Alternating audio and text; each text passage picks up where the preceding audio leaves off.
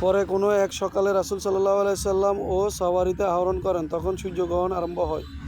তিনি ও দুপুরের মাঝামাঝি সময় ফিরে আসেন এবং কামরাগুলোর মাঝখান দিয়ে অতিক্রম করেন। অতঃপর তিনি সলাতে দাঁড়াইলেন, লোকরা তার পিছনে দাঁড়াইল। সলাত ও দীর্ঘ কিয়াম এবং অতঃপর দীর্ঘস্থায়ী রুকু করেন। পরে মাথা ও তুলে দীর্ঘক্ষণ কিয়াম করেন এবং কিয়ামের মতো প্রথম রাকাতে অল্পস্থায়ী ছিল। অতঃপর আবার তিনি দীর্ঘ রুকু করেন, তবে এভাবে পূর্বের চেয়ে দ্বিতীয় রাকাত কিছু অল্পস্থায়ী ছিল।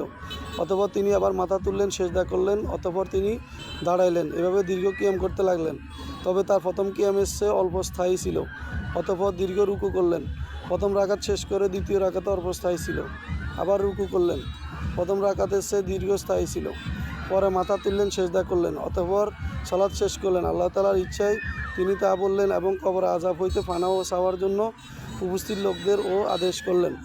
হাদিসটি সহিহ বুখারীতে 1050, 1046, সহিহ মুসলিমে 10ম খণ্ডে রয়েছে।